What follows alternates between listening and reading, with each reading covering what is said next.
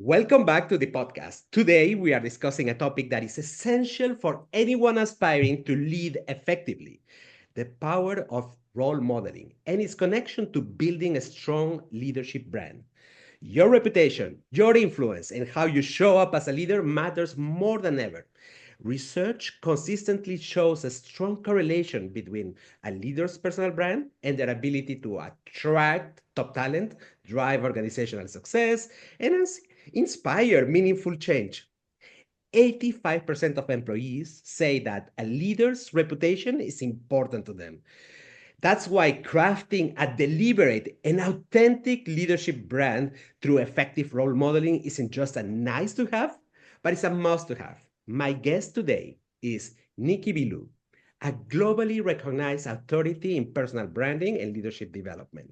We are going to explore some science behind role modeling, dissect what makes someone an effective role model, and uncover practical strategies for cultivating your own leadership brand. We will be discussing common pitfalls to avoid, how to balance confidence with vulnerability, and the ethical use of influence. Nikki will also share examples of leaders who exemplify strong personal branding and role modeling, offering valuable insights for all of us. So, if you're ready to elevate your leadership presence and inspire those around you, tune in and get ready to take your notes. Nikki, welcome. Thank you very much. Ivan, thanks for having me, man. It's so fantastic to be here. God bless you. Thank you. Listen, I want to dig in the depth of what is personal branding, because I have impression that everybody will have their own definition and their own perceptions or mindset about personal branding. Is it dirty or not? So, how do you define personal brand in the context of leadership? And is it important today? Well, that's a fantastic question. Um, Before I answer it, let me tell you a little bit about my backstory, just so you and your audience know a bit more about who I am. So, I'm actually originally an immigrant from the Middle East. I'm a Christian from Iran. When I was 11 years old, the Islamic Revolution took place. And my mother and father, they could see gun battles in the streets, and they're like, this isn't a place to raise a Christian family. So they decided to get us out of Iran and settle us in the free West. It took a little while to be able to do that for them. And eventually, though, we settled in Canada, in Toronto, where I now live. Now, you got to understand, I was a kid. I didn't want to leave my home or my friends, right? Mm, But once time went on, I could see that my mom and dad had made an incredible sacrifice for me and my brothers. They took us from a tyranny, a legacy of tyranny, to a free country and a legacy of freedom. And if you are in business, in entrepreneurship, freedom is the bedrock of you being able to choose a career of your own liking. Because without freedom, you don't have free expression. Without free expression, there's no free enterprise. Without free enterprise, there's no business. You just are dealing with whatever the tyrant wants in order to succeed. And it's not a great life. And I believe that in the West, especially the last few years, there's been a lot of attacks on personal freedom. And it's very important that we, all of us, stand up for freedom. If you're in business, people say, oh, I don't want to do politics. I'm not into politics. That may be true. You may not be into politics, but politics is into you. You know what I'm saying? So you have to be a champion for freedom. You have to stand up for everybody's freedom. Freedom denied to one person is freedom denied to everybody. And that's important for all of us to remember. So, having said all that, I got into business and into entrepreneurship because of my father. My father was an entrepreneur, and he was the greatest of men. If you knew him and you were trying to get a job, he would sit you down in his office. He'd call all his friends, and he would talk to them until one of them gave you a job. If you were trying to start a business, he would sit down, listen to your ideas, give you his best advice, and then he would get you access to capital and even clients.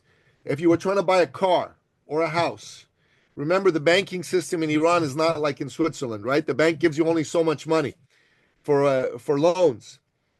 And then his friends would go to him and say, Mr. Billou, could you loan me some money? I'm trying to buy this car, this house. I need, how much do you need? 5,000, 10,000, 20,000, whatever. He'd write them a check and they'd be able to buy the car or the house. And then they would come try to pay him back 1, 2, 3, 4 years later.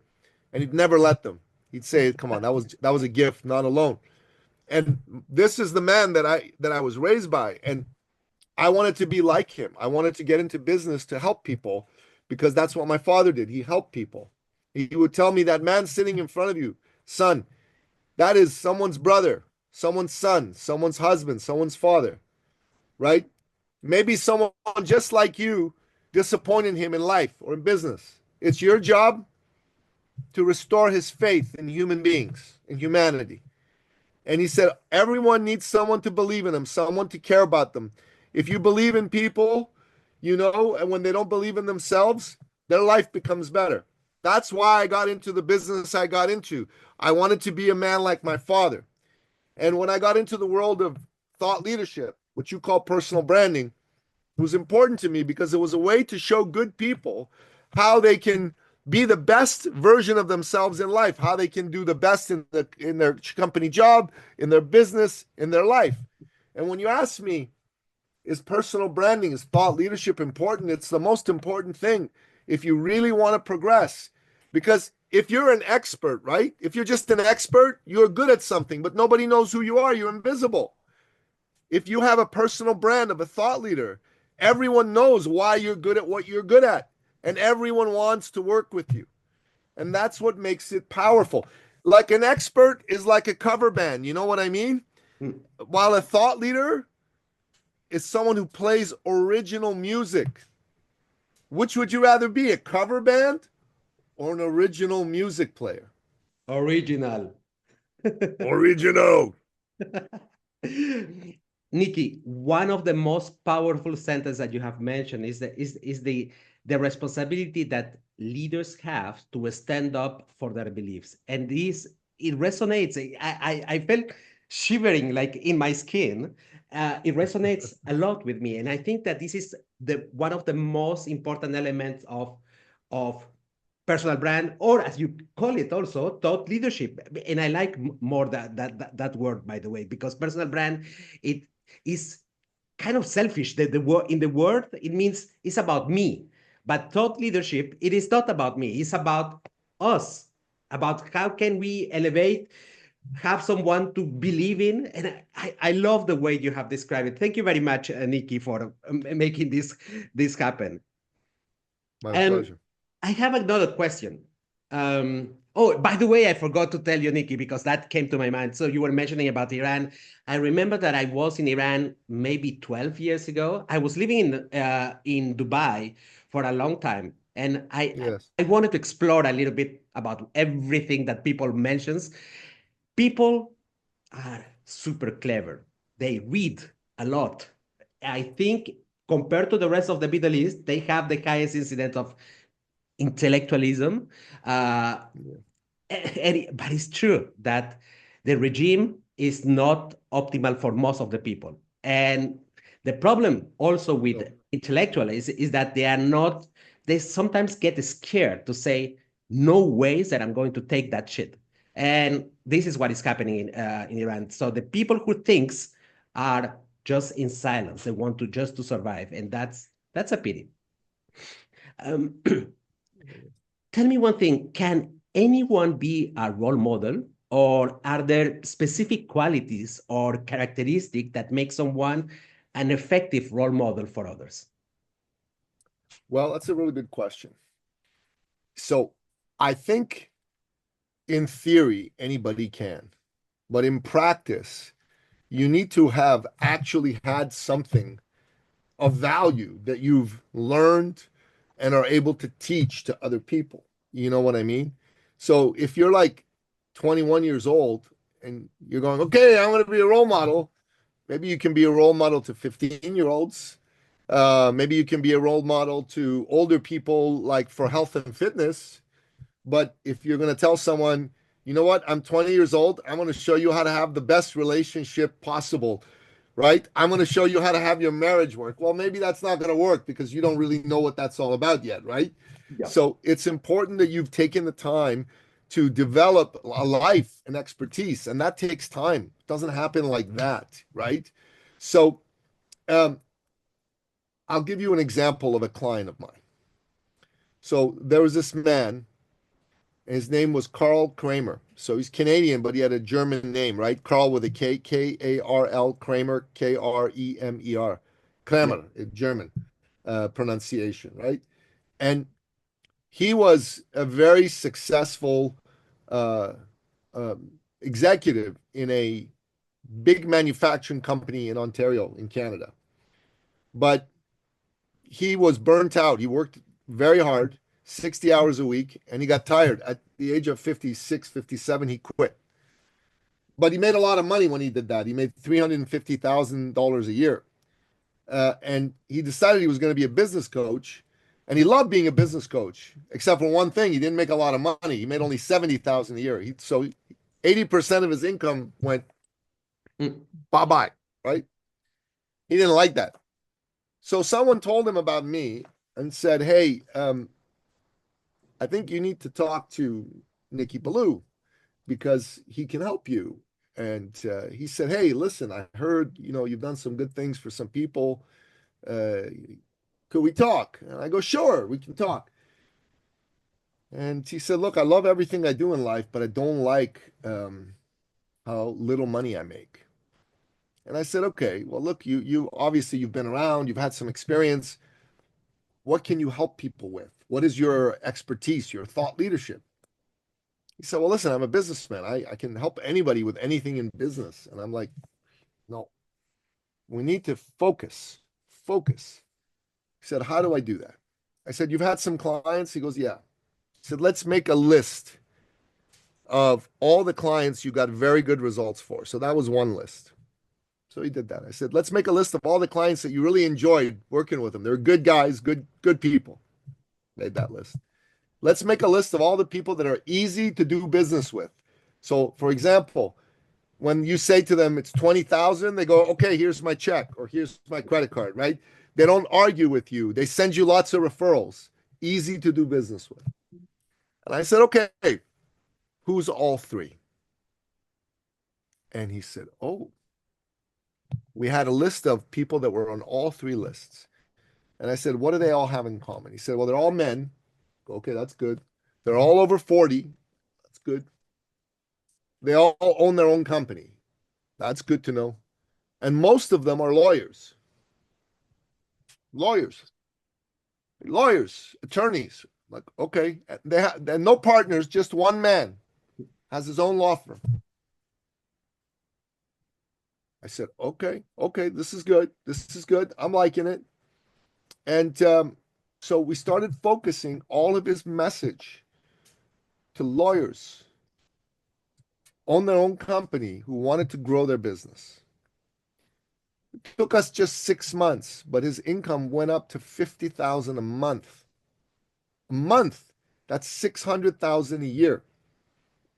So he went up almost tenfold in his from his current income, and he made much more money than he made when he was working in the corporation, in the manufacturing corporation. Mm. On top of that, he didn't work so hard. Now you think about it, this is a guy who had a lot of understanding about business and life. But when he got his focus into the one thing that he really was good at, helping people in, that's when his business really exploded and became beautiful and large. And if you think about this, you're asking for yourself, can anybody do this? Well, the answer is obviously yes, anybody can. But how? First of all, you have to make a decision that this is what you want and what you're going to do. Mm. Okay. Are you familiar with the writer Napoleon Hill? Think and Yes, Grow I Rich? think I read this the richest man in dot dot dot. No, that's someone else. But Ah, okay. George Clason, he wrote Think and Grow Rich. Okay. It Yes. sold 165 million copies. Only the Bible has sold more copies of a single book. So Napoleon Hill, before he became famous, he was a newspaper journalist. And he had been told, hey, I want you to go interview by his editor, the richest man in the world, Andrew Carnegie at that time. Mhm. So he goes and he interviews Andrew Carnegie, and the two of them really get along well. And Mr. Carnegie said, Mr. Hill, I'd like to invite you to spend the weekend with me at my estate. I'd like to talk to you further. What do you say? He said, of course. What would you say if Elon Musk said to you, hey, Ivan, I'd like to invite you to come spend the weekend with me? Of course. I would be scared now, Nicky. Yeah, absolutely. You'd be scared, but you'd do it because you're going to learn. You're going to be around the smartest, richest man in the world today. That's like, so, anyways, here's what happened next. They spent the weekend and they talked about the philosophy of life and success. And then when it was all over, Andrew Carnegie said, Mr. Hill, I have a proposition for you. How would you like to spend the next 20 years researching and writing and then publishing a book about my philosophy of success? He said, I'm not going to pay you a salary, but what I will do is I'll give you letters of introduction from me to the 500 richest and most successful men and women in America. And then Napoleon Hill was sitting there. He goes, would you like to do this? And he took 31 seconds to say yes. The rest is history. He, wrote the book, became famous, all of that. Now, many years later, he met with Andrew Carnegie one last time before the great man passed away. And they were reminiscing about their time together all those years ago. And then Andrew Carnegie said to him, Mr. Hill, I have a confession to make. A confession? That's interesting. He said, what about? He said, well, all those years ago when I made you that proposal, I had in my hand, out of sight, this watch with a big second hand, and I was looking at it under the table. I'd given you exactly 60 seconds to make up your mind. Then I was going to pull and withdraw the offer. And he's like, oh my God, are you kidding me? The biggest chance of my life. I could have lost it like that. And he said, but why? He said, why indeed? You've been studying my philosophy of success. You tell me. So the answer was successful people are decisive people. Hmm. Successful people are decisive people. They get all the facts and then they say yes or no right away. Unsuccessful people say, Hmm. I don't know. I got to think about it. I got to talk to my wife, my husband, my dog. You know what I mean? My dead grandmother. We do a seance. It's crazy.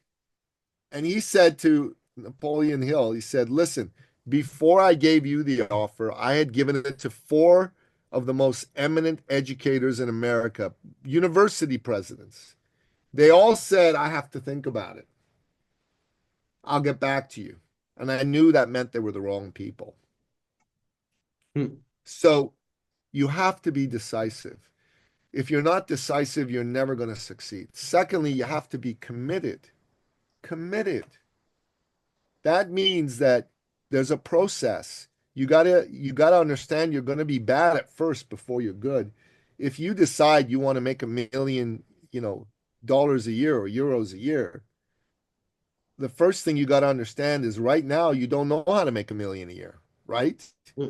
And you've got to get good at that. And you're going to be bad at it before you're good at it. That's just the truth. That's just the truth. And then you've got to go through the process. You have to fall in love with the process. Thirdly, well, you need to invest in yourself.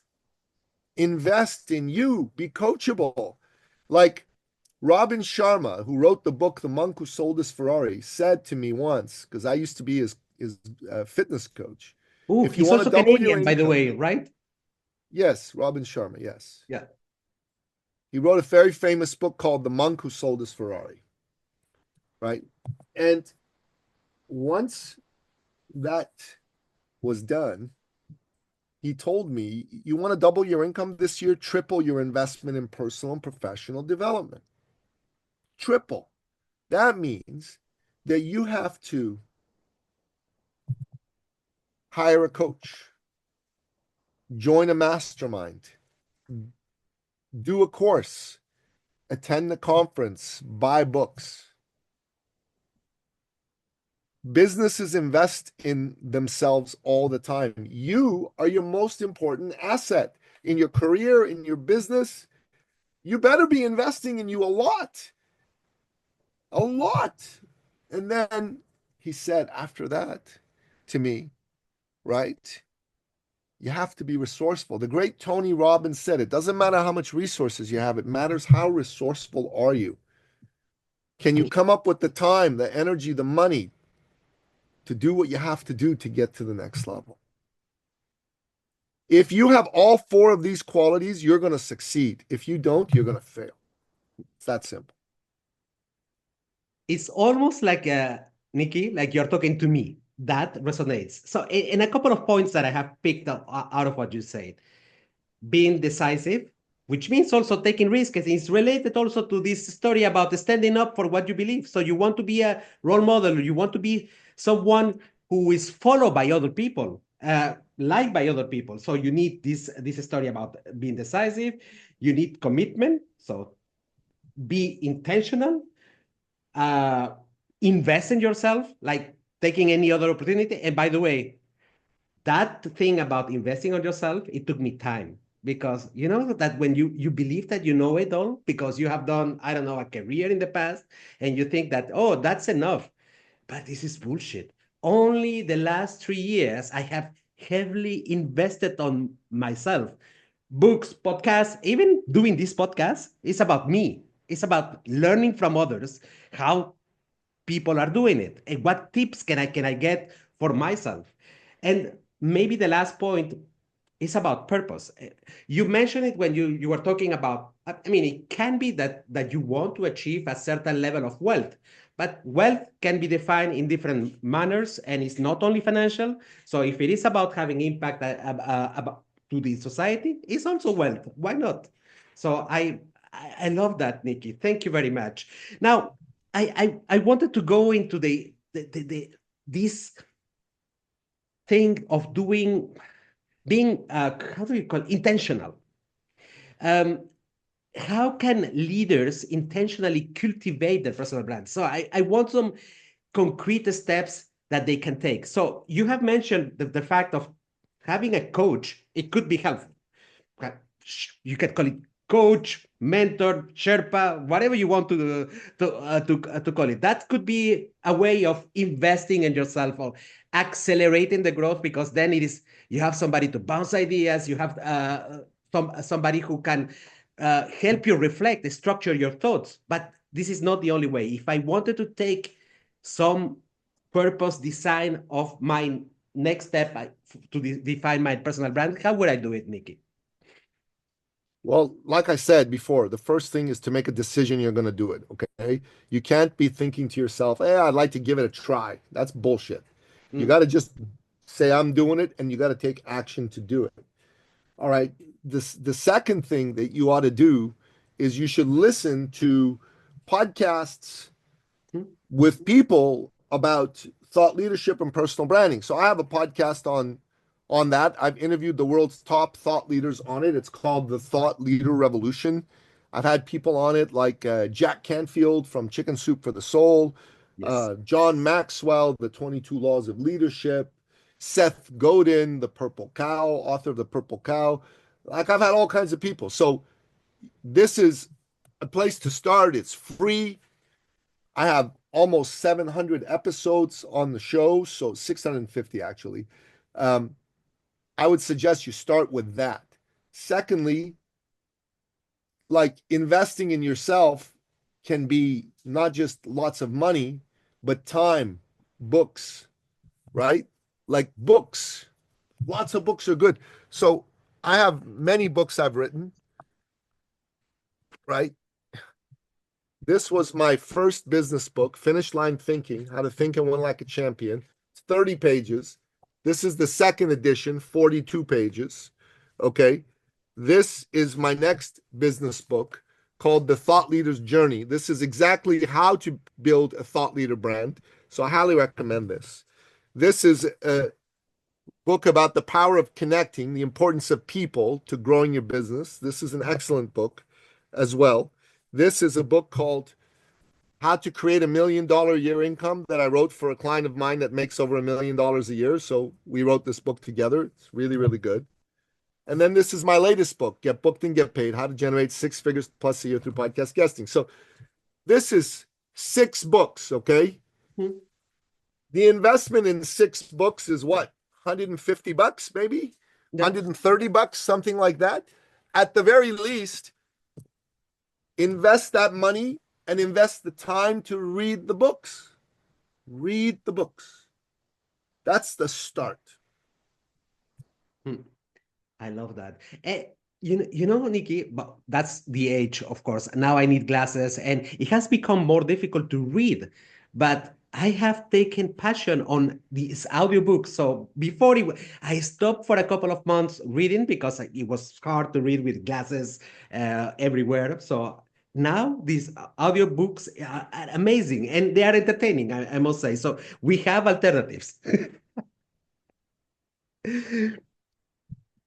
Now, sometimes it can happen that leaders have beliefs, and according to you, what are the biggest mistakes leaders make when trying to build that personal brand?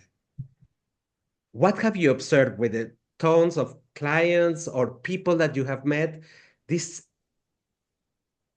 misconceptions or mistakes that they do? Well, there's a couple. So I'll tell you the story of one client of mine. Um, she really invested in herself, but she invested with the wrong people. She put over $125,000 into herself and got zero results, no new clients, no new business. And she's married, right? She was 56, 57 at the time. And her husband said, Honey, I love you, but you're spending us in the poorhouse. Give me your credit card. And she was so upset because she really knew she could help people. And she met us.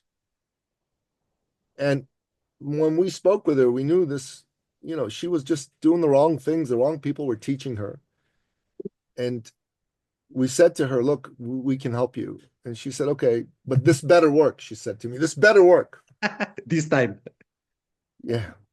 So we helped her go after people in a very particular way and narrow her focus, all the things we talked about. And she was making maybe $500 to $2,000 a month.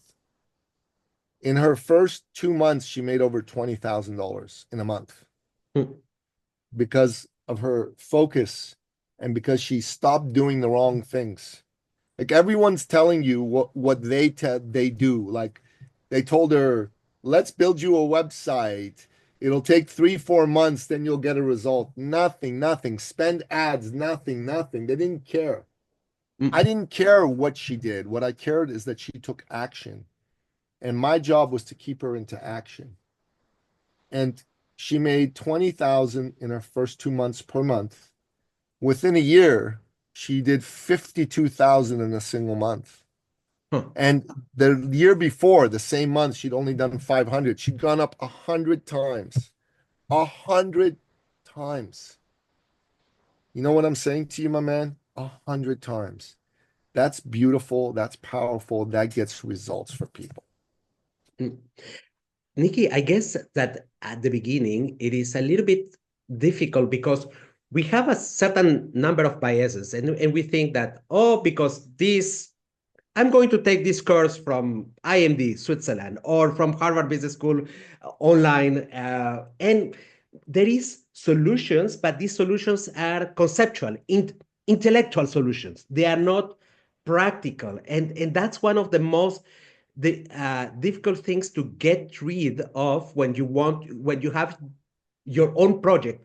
For instance, designing your thought leadership, you believe that if it comes from Harvard, I can use it and I will, it will work, but it's not, I have done the same mistake, by the way. So that's why I'm mentioning. Yes. So I'm fully with you and understand this point about how to be intentional, how to avoid this type of mistakes. Um, there is another bias that happens when people mixes that when they see a leader, uh, and they see a leader, they see someone who has a lot of confidence uh, and competence. But leadership is not only that. And being a role model, you need to be relatable and vulnerable. Is there a way to balance and also to kind of unprogram this thing that if you're a leader, you have to be a tough guy? Look, I think people are looking for honesty and integrity these Yes. days. They're not looking for charlatans who are pretending to be something they're not, man. The buyer's evolved. It can't be about you, anyways. It needs to be about them. Don't make it about you, make it about them. Okay, if the focus is on you, that's when you start to get nervous. That's when you start to think, oh my God, maybe I'm not so good. What if they find out I'm not so good? Don't think about that. Think about helping people. What are they dealing with? What's the problem? How's this suffering uh, affecting their family life, their health? You put the attention on other people, you won't even think about yourself. Mm.